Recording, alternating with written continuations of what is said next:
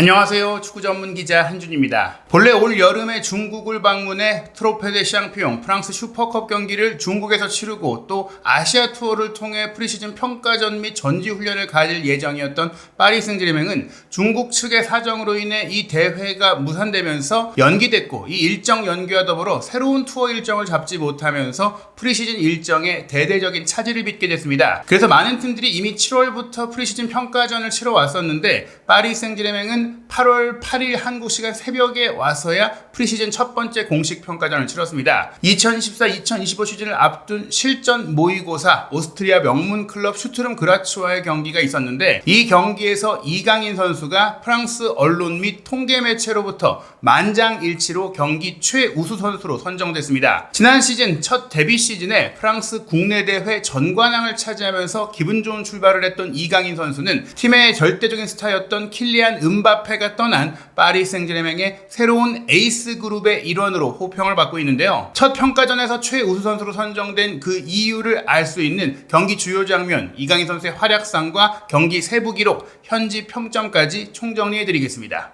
우선 경기 결과는 2대2 무승부였습니다. 현재 전지 훈련을 가지고 있는 이강인 선수의 파리 생제르맹은 슈투름 그라츠 그리고 독일 분데스리가의 라이프치히와의 두 차례 평가전 이후 공식 일정에 돌입하게 되는데요. 먼저 두 골을 넣고 앞서 가다가 2대2로 따라잡히는 상황이었고, 대대적인 선수 교체가 있었던 후반전에는 더 이상의 득점이 나오지 않으면서 무승부로 끝났는데, 이 경기에서 전체적으로 가장 높은 퀄리티를 보여준 선수가 공격 포인트 없이도 이강인 선수였습니다. 결정적인 득점 과정에 기여했던 기점 패스도 있지만 경기 내내 수많은 기회를 창출하는 과정 속에 보였던 창의성이 돋보였기 때문인데요. 보시는 대로 통계 매체인 소파스코어의 평점을 보시면 오른쪽 측면 미드필드로 출전한 이강인 선수의 평점이 7.6점이었습니다. 이날 파리 생제르맹은 4-4-2 대형으로 경기를 했는데요. 지난 시즌 어쩌면 음바페 선수의 이탈에 대비해서 거액을 투자해서 영입한 두 명의 공격수, 포르투갈 대표인 곤살로 하무스와 프랑스 대표인 랑달 콜로무아니를 최전선 투톱으로 배치했습니다. 그리고 16살의 유망주 이브라힘 음바예를 왼쪽 측면 공격수로 배치했고, 두 명의 중앙 미드필더로 솔레르와 아센시오, 그리고 오른쪽에 이강인 선수가 배치됐고, 포백은 왼발잡이 센터백인 베라우드를 왼쪽 풀백으로 두고 유망주인 엘 하나시 선수가 밀란 슈크리니아르와 센터백 조합을 이루고, 자구에 선수가 오른쪽 풀백으로, 그리고 올 여름에 합류한 러시아 출신 골키퍼 사포노프가 골문을 지켰는데요. 이날 경기 평점에서 말씀드린 7.6점 이강인 선수가 최고점이었고, 또 이강인 선수의 기점 패스를 통해 득점을 올린 솔레르가 7.5점, 그리고 선제골을 넣었고 그 외에도 많은 기회를 보이면서 16살의 나이로 매우 인상적인 플레이를 펼친 음바예가 7.4점이었습니다. 그리고 슈투름 그라츠에서도 득점을 올린 키테이시빌리가 7.5점이고 그 외에도 공격 역할을 했던 득점을 올린 카마라 선수도 7.5점, 결국엔 득점이 있는 선수들이 주로 높은 점수를 받았는데, 이강인 선수가 득점은커녕 도움도 없음에도 이렇게 높은 평점을 받은 것은 경기 내용 자체가 워낙 좋았다라고 볼 수 있는 부분이죠. 이 경기에 아센시오와 솔레르가 두 명의 중앙 미드필더로 뛰었는데, 실질적으로 아센시오도 좀 공격 라인으로 올라가서 3톱을 형성했고, 솔레르도 공격 미드필더에 가깝게 뛰었고, 또 이강인 선수가 오른쪽 사이드에 있지만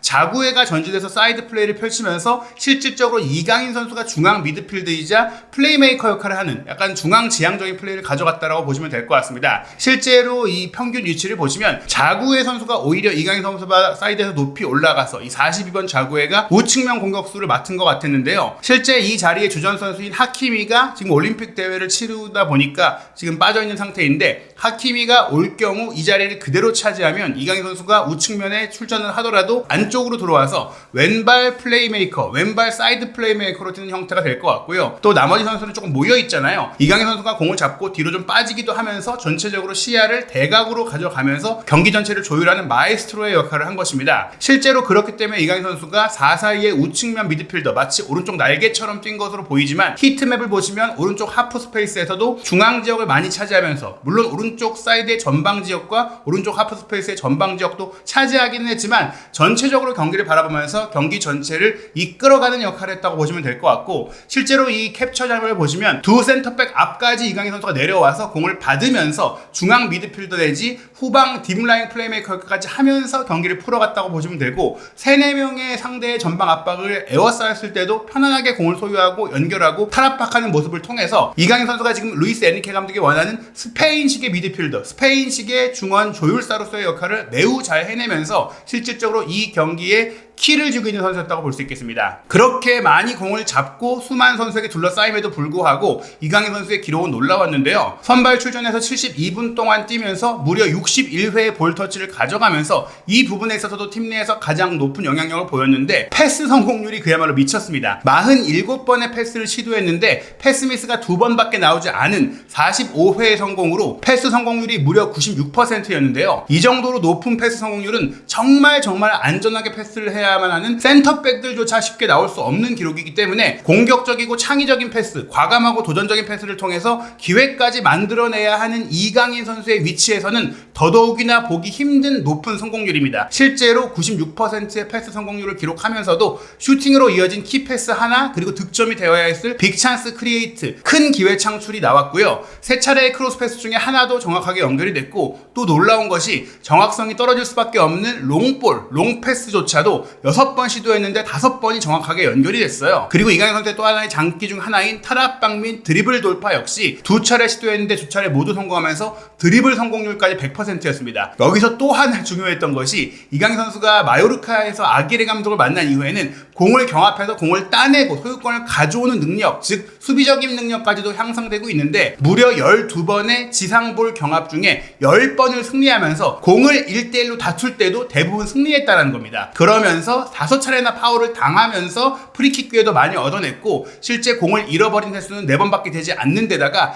3차례나 태클을 시도할 정도로 수비에도 적극적으로 가담하면서 그야말로 전천후 미드필더, 육각형 미드필더로 공수 양면에 걸쳐 맹활약을 했다고 볼 수 있겠습니다. 이러한 이강인 선수의 기록은 실제 이날 경기 출전 선수들 중에서도 주요 기록에서 다 최상위에 있다는 것을 볼 수 있는데요. 우선 태클 시도도 3번으로 가장 많았고요. 또 경합 횟수도 13번으로 가장 많았고 공중볼 경합을 포함해서 13개가 된 거거든요. 그 중에서 공중볼 경합 승리는 없었지만 무려 10번이나 경합에서 승리하면서 승리 횟수 역시 양 팀을 통틀어 가장 많았습니다. 드리블 성공률 100% 같은 경우에는 왼쪽 측면 공격수로 뛰었던 16살의 파리의 유망주 은바에도 3번 시도해서 3번 성공하면서 100%가 나오긴 했지만 그 다음으로는 이강인 선수가 2번 시도 2번 성공이고 오른쪽 풀백인 파리의 자구에 선수 같은 경우에는 3번 시도했지만 2번 성공을 했었죠. 그 외에도 이 패스 성공률뿐 아니라 이 롱볼의 성공률도 가장 높았는데 솔레르 선수도 이날 90%의 패스 성공률과 7번으로 가장 많은 롱볼을 시도하면서 4번 성공시켰는데 이강인 선수는 그보다 적은 6번을 시도하면서 5번 성공을 시켰고 패스 성공률도 센터백인 파리의 엘 하나시 선수가 94%였는데 이강인 선수가 96%였다라는 것, 이런 모든 점을 통틀었을 때도 거의 공수 양면에 걸쳐 가장 높은 기록이라는 거예요. 이 경기에서 파리 생제르맹이 2번의 이제 빅찬스를 만들어냈는데 그 중에 하나를 이강인 선수가 만들어냈고 이 과정 속에서 많은 기점 패스 플레이를 통해서 13번의 팀의 슈팅을 만들어낸 점들을 봤을 때는 이강인 선수가 이날 경기 파리의 에이스였다고 보시면 될 것 같은데요. 이날 경기 후반전에는 득점이 없었어요. 말씀드린 대로 전반 9분과 12분 만에 파리가 2대0으로 앞서가면서 조금은 느슨해졌고 파리의 실점 상황을 보시면 조금은 이제 어린 수비수들의 집중력 문제와 경험 부족 문제, 새로운 골키퍼와의 호흡 문제들이 있었거든요. 그런 과정 속에서 전반 15분에 추격골을 내줬고 그러다가 전반 32분에는 왼쪽 풀백으로 뛴 베라우드 선수가 부상을 당하면서 경험이 부족한 가두 선수가 들어오는 과정 속에 수비의 허점이 조금 더 크게 드러나서 동점골을 허용했고요. 후반전 시작과 함께는 슈투름 그라츠가 거의 모든 선수들을 교체했는데 파리 생제르맹 역시 60분에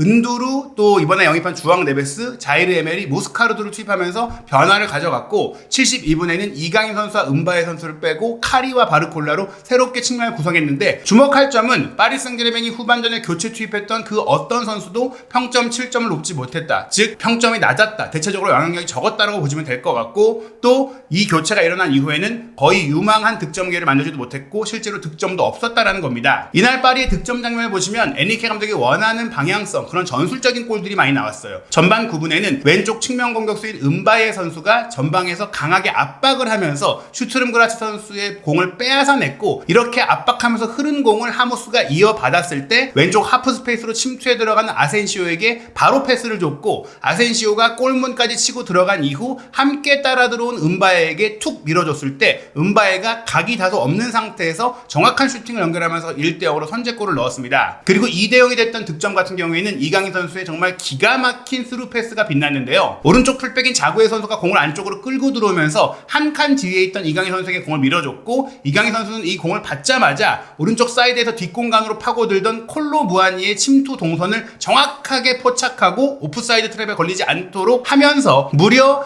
4-5명의 스투름 그라츠 선수들의 사이로 그 사이를 찔러 넣는 단 한 방의 스루 패스를 연결해 줬고요. 무아니가 이 공을 이어받아서 우측면을 돌파한 이후 내준 컷백을 배후에서 달려들어온 솔레르가 밀어 넣으면서 2-0이 된 것입니다. 이처럼 사실 무아니와 하무스가 투톱처럼 뛰었지만 무아니가 사이드로 빠져 움직이고 하무스가 중앙, 아센시오도 순간적으로 전방으로 침투해서 가짜 9번 역할들을 해주고 솔레르도 침투에 들어오면서 실질적으로 미드필드에서는 이강인 선수 홀로 공을 쥐고 뿌리는 역할을 했다라고 보시면 될 것 같고요. 이강인 선수는 이 장면 말고도 전반 26분에도 오른쪽 하프 스페이스에서 직접 수비 한 명을 벗겨내면서 돌파에 들어가다가 우측면 뒷공간으로 뛰어들어가는 자구의 선수를 향해 또 한 번 슈트룸 그라시의 수비 3명, 미드필드 1명과 풀백 1명, 센터백 1명의 그 사이 공간을 절묘하게 찔러넣는 왼발 아웃프런트 스루 패스를 찔러 넣었고, 이 패스를 받은 자구에도 마치 득점 장면 때처럼 컷백을 문전까지 들어가서 시도했는데 이번에는 수비의 6탄벙어에 막혔거든요. 막히지 않았다면 또 한 번 득점이 될 수 있었던 장면이었고, 이강인 선수가 이렇게 수비 틈바구니 사이를 찔러 넣는 패스 한 방으로 빌드업 과정을 훨씬 단순하게 만들 수 있는 그런 창의적인 선수이자 효율적인 선수라는 것을 보여준 장면입니다. 그뿐만 아니라 저희가 이강인 선수가 밑으로 내려와서 공을 받아주면서 후방 빌드업 역할, 중앙 미드필드 역할도 했다라고 얘기 드렸는데, 이 장면도 센터백 엘 하나시의 전진 패스를 받을 때 4-5명의 슈트룸 그라츠의 전방 압박을 한 번에 무력화시키면서 이강인 선수가 내려와서 공을 받고 상대에게 둘러싸였지만 빙글 돌면서 빠져나오다가 파울에 이제 인해서 멈춰서게 되고 동소유권을 유지하는 장면이 있었거든요.